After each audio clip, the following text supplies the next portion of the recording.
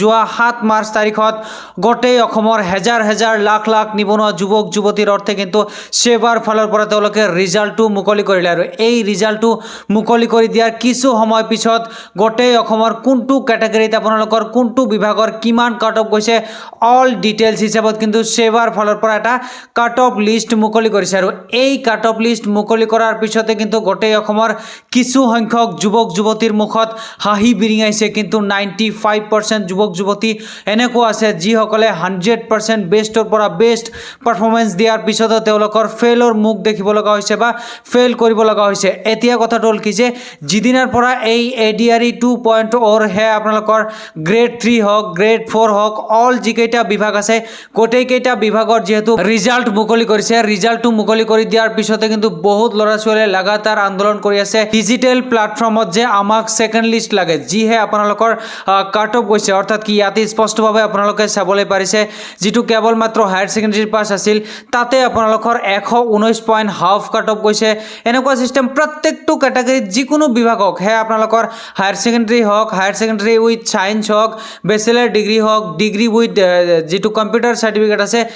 driver হওক প্ৰত্যেকটো ক্যাটাগৰীত আপোনালোকৰ একে লেভেল অৰ্থাৎ বহুত হাই লেভেল আপোনালোকৰ কাট অফ যোৱা দেখা গৈছে ইয়াতে চাবলৈ পাৰিছে যেটো ড্ৰাইভাৰ আছে ড্ৰাইভাৰত আপোনালোকৰ জেনাৰেল ক্যাটাগৰীত 150 নম্বৰৰ ভিতৰত মাইনাস মাৰ্ক আছে 0.25 কে তাৰ পিছত আপোনালোকৰ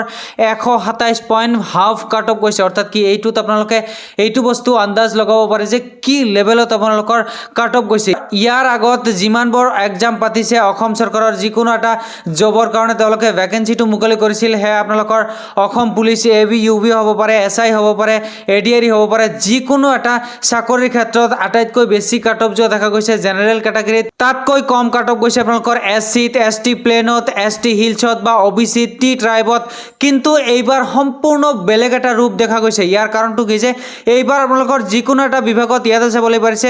এসটি প্লেনতো আপোনালোকৰ কাট অফ বহুত হাই গৈছে এসটি হিলছতো আপোনালোকৰ কাট অফ বহুত হাই গৈছে এই যে যেটো এসটি হিলছ আপোনালোকে চাবলৈ পাৰিছে ইয়াতে এডিআৰই যেটো 1 আছিল এই এডিআৰই 1ত ফিমেল সকলৰ অল গৈছিল অৰ্থাৎ কি যিমান সকল যুৱতীয়ে এই এডিআৰই 1ত চাকৰি পোৱাৰ আশাত এপ্লাই কৰিছিল এক্সামত অৱতীৰ্ণ হৈছিল তেওঁলোকৰ ভিতৰত 100% যুৱতীক চাকৰি দিবলৈ বাধ্য হৈছিল অসম চৰকাৰৰ ফালৰ পৰা অৰ্থাৎ কি তেওঁলোকৰ অল কাট অফ গৈছে কিন্তু তাৰ তুলনাত এইবাৰ যোৱা বছৰ আপোনালোকৰ 135 নম্বৰৰে পৰীক্ষা হৈছিল এইবাৰো আপোনালোকৰ 135 নম্বৰৰে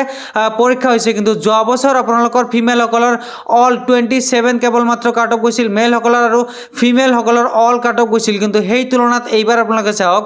135 নম্বৰৰ ভিতৰত এইবাৰ মেল সকলৰ 94.25 কাট অফ গৈছে আৰু আপোনালোকৰ ফিমেল সকলৰ 85 কাট অফ গৈছে এইটোত আপোনালোকে এইটো বস্তু কনফাৰ্ম হ'ব পাৰে যে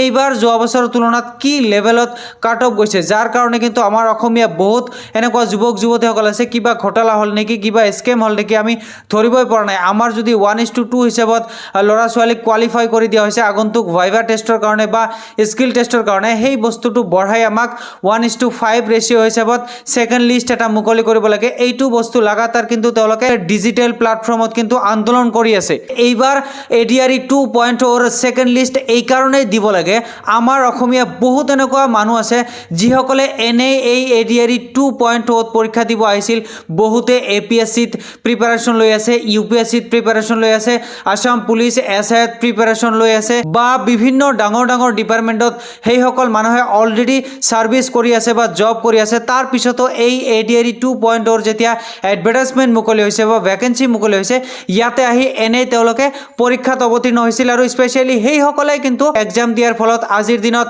প্ৰত্যেকটো ক্যাটাগৰীত হে আপোনালোকৰ জেনাৰেল ক্যাটাগৰী হওক এসসি হওক এসটি প্লেন হওক ওবিসি হওক বা এসটি হিলছ হওক প্ৰত্যেকটো ক্যাটাগৰীত কাট অফটো ইমান বঢ়াই দিছে আৰু দেখা যাব যে অৱশেষত সেই সকল মানুহে চাকৰি পোৱাৰ পিছতো জয়নিং নকৰিব ইয়াৰ কাৰণটো কি তেওঁলোকে অলৰেডি ডাঙৰ ডাঙৰ ডিপাৰ্টমেন্টত চাকৰি কৰি আছে ইয়াতে এনে তেওঁলোকে পৰীক্ষা দিবলৈ আহিছিল পৰীক্ষাটো দিছে ভাল নম্বৰ এটা অৰ্জন কৰিছে কাট অফ লিষ্টটো বঢ়াই দিছে তাৰ পিছত যেতিয়া স্কিল টেষ্ট হ'ব তাতেও তেওঁলোকে অৱতীৰ্ণ হৈ স্কিল টেষ্টতো কম্পিটিশন বঢ়াই দিব অৱশেষত যাই তেওঁলোকে যেতিয়া জয়নিংৰ টাইম আহিব জয়নিং তেওঁলোকে নকৰে ইয়াৰ কাৰণটো কি যে জয়নিং কৰিলে তেওঁলোকৰ ডিউটি কৰিব লাগিব এই যে এপিএসসিৰ কাৰণে দিনি ৰাতি প্ৰেক্টিস কৰি আছে বা ইউপিএসসিৰ কাৰণে দিনি ৰাতি কষ্ট কৰি আছে এই বস্তুটো তেওঁলোকে কৰিব নোৱাৰিব যাৰ কাৰণে এই জব সমূহত তেওঁলোকে চাকৰি পোৱাৰ পিছতো জয়নিং নকৰিব এইটো যেটো আপোনালোকে বিভিন্ন বিভাগ যে ইয়াতে চাবলৈ পাৰিছে বিভিন্ন বিভাগত যিসকল যুৱক যুৱতীসকলে জেনুইনলি ভাল ষ্টুডেণ্ট ধৰক আপুনি এজন 80 বা 90% লৈ মেট্ৰিক পাছ কৰিছে হায়াৰ ছেকেণ্ডেৰী পাছ কৰিছে PhD কমপ্লিট কৰিছে বা আপুনি এজন জেনুইনলি বহুত ভাল ষ্টুডেণ্ট আপুনি কি কৰিছে এই গ্ৰেড 3 যিকেইটা বিভাগ আছে হে আপোনালোকৰ হায়াৰ ছেকেণ্ডেৰী হওক হায়াৰ ছেকেণ্ডেৰী উইথ ছায়েন্স হওক ডিগ্ৰী উইথ কম্পিউটাৰ হওক ড্ৰাইভাৰ হওক প্ৰত্যেকটো বিভাগত আপোনালোকে এপ্লাই কৰিছিল আৰু যদি আপুনি ভাল ষ্টুডেণ্ট তেতিয়াহ'লে যেতিয়া ৰিজাল্ট দিছে যোৱা 7 মাৰ্চ তাৰিখত প্ৰত্যেকটো এক্সাম আপোনালোকৰ ভাল হৈছিল আৰু প্ৰত্যেকটো এক্সামতে আপুনি কোৱালিফাই কৰিবলৈ সক্ষম হৈছে অৱশেষত যাই কি কৰিব ধৰক আপুনি এটাতটো কোৱালিফাই হ'ব বাকি এইবোৰ আপুনি এনে এৰি থৈ গুচি যাব এটাত আপুনি জয়নিং হেয়াও আপোনালোকে জয়নিং কৰিব না নাই তাতো সন্দেহ আছে অৰ্থাৎ কি বহুত ল'ৰা ছোৱালী সেই যে মই ক'লো যে APSC UPSC নিচিনা ভাল ভাল ডাঙৰ ডাঙৰ চাকৰিৰ কাৰণে প্ৰিপাৰেচন লৈ আছে অৱশেষত যাই দেখা যাব কি বহুত এনেকুৱা যুৱক যুৱতীসকলে ADRE 2.0 কোৱালিফাই হৈছে স্কিল টেষ্টত অৱতীৰ্ণ হৈছে তাতেও কোৱালিফাই হৈছে তাৰ পিছতো তেওঁলোকে জয়নিং নকৰিব এইটো 100% কনফাৰ্ম অৱশেষত যাই ADRE 1ত যেনেকুৱা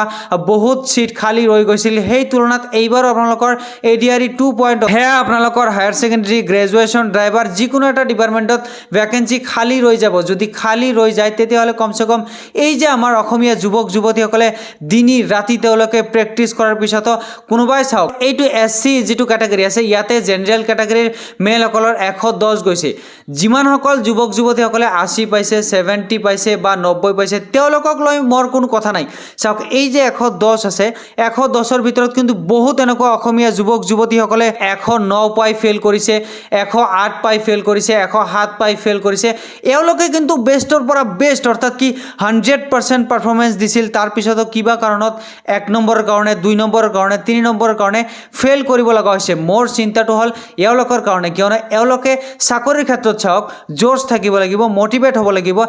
এইবাৰ যেনেকৈ যিমানসকল যুৱক যুৱতীসকলে এটা জোশত প্ৰিপাৰেচন লৈছে কিবা কাৰণত 1 মাৰ্কত 2 মাৰ্কত 3 মাৰ্কৰ কাৰণে ফেল কৰিব লগা হৈছে এওঁলোকে কিন্তু ADRE যেতিয়া 3.0 আহিব এই 3.0 তেওঁলোকে যেতিয়া এপ্লাই কৰিব সেই জোশটো কিন্তু তেওঁলোকৰ নাথাকে যাৰ কাৰণে মই অসম চৰকাৰৰ সন্মানীয় মুখ্যমন্ত্ৰী ডক্টৰ হিমন্ত বিশ্ব শৰ্মা ছাৰক ৰিকুৱেষ্ট কৰিছো যে আপুনি কমসে কম এই সকল যুৱক যুৱতীসকলৰ কাৰণে সেকেন্ড লিষ্ট এটা অতি শীঘ্ৰে লৈ আহিব লাগে